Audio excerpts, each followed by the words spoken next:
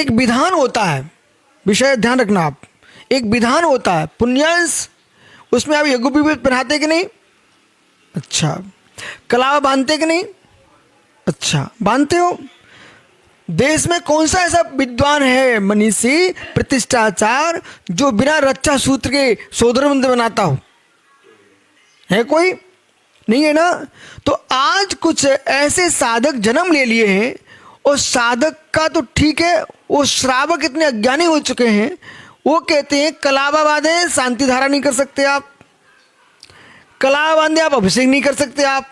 उनसे पूछो, तो आपने जब इन भगवान को बनाया था, जब इनकी प्रतिष्ठा हो रही थी, तब आपने स्वयं भी कलावा बांधा था, इन भगवान को भी आपने कंकड़ बंधन किया था, उन्हें कलावा बांधा था। आपने जितनी विधान करते हो उसमें डोरी में कलावा बांधते हो, आप जितनी पुण्य क्रिया करते हो सब में कलावा बांधते हो। यदि कलावा बांधना पाप है तो ये पूछिए, हिंसा, झूठ, चोरी, कुशील, परिग्रह, इन 5 पापों को जिनागम में पाप कहा है।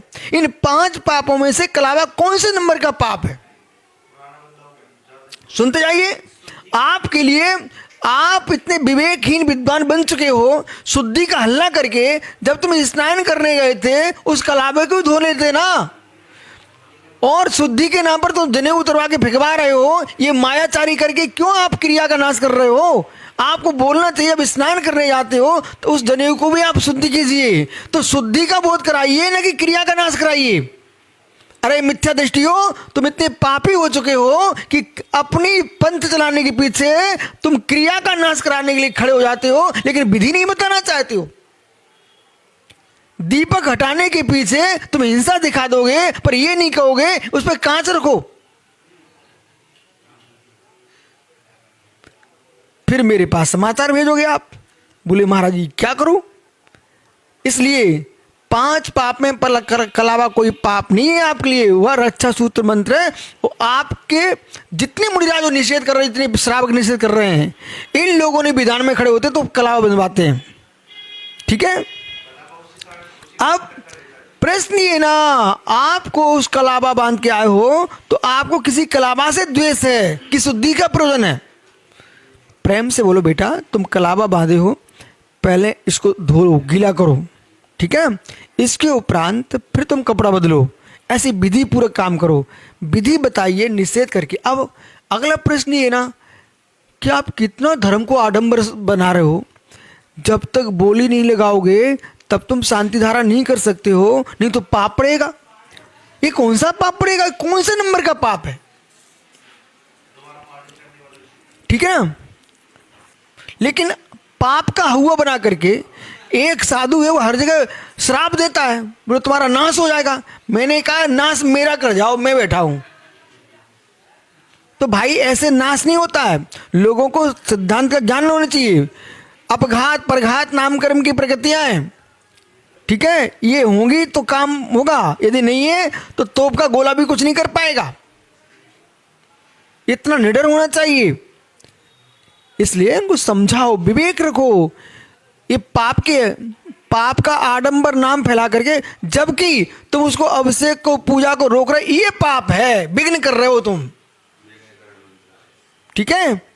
भारत देश धर्मनिरपेक्ष स्वतंत्र है।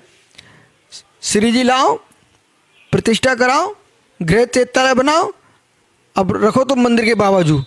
अपने आप मंदिर में जाना बंद, अपने आप तुम हाथ जोड़ोगे, कहोगे भैया आने लग जाओ। तो हो ये रहा ना, पैसे के पीछे तुम दौड़ रहे हो, पैसे के पीछे दौड़ रहे हो, पैसा करेगा क्या? धर्म के आगे आडंबर नहीं फैलाना चाहिए। सुनिए ध्यान से, आपसे भी कह रहे पुण्यांश, इस प्रकार के बेटा अपनी प्रतिष्ठा में वो मत करना कि ये श्री पर रख दो, इतनी श्री मिल जाए, ये कर लो, इन झंझोटों में नहीं पड़ना। सीधी सीधी क्रिया कराओ और जीव से कहो साता असाता के उधर से पुण्य पाप से सुख दुख मिलता है, और आपके लिए पुण्य क्रिया करोगे तो साता का उदय आएगा तो काम बनेगा। लेकिन हमारे श्री बल से कुछ नहीं होगा, तुम्हारे भाव की विशुद्धि होगी तो काम बनेगा। ठीक है।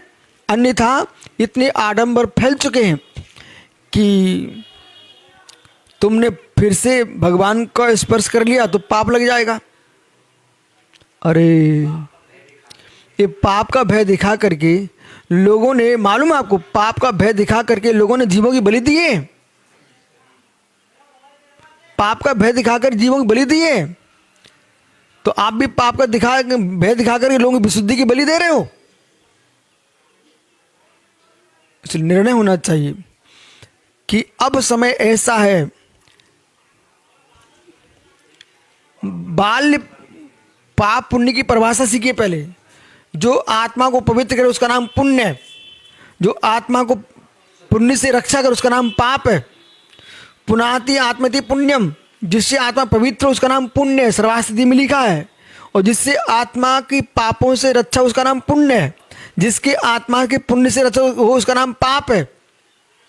ठीक है, मूल बिंदु पे है। संक्लेशता की हानि के लिए हम मंदिर जाते हैं ना कि संक्लेशता बढ़ाने के लिए, विशुद्धि के लिए अपन जाते हैं। कोई पूजा पाठ नहीं करने दे रहा है, भगवान से कहना प्रभु हम तो आए हैं, यमराज जैसे लोग खड़े हमको नहीं करने दे रहे हैं, अब इनसे आप पूजो, हम तो आपकी वंदना करके जा रहे हैं, मुझे तो पूजा का फल मिलेगा। और जिस मंदिर में संक्लेशता न हो वहां जाके पूजा कर लो। अंत में यही निर्णय करना पड़ेगा। क्यों? विवेकियों की संख्या कम है, मानने वालों की संख्या ज़्यादा है।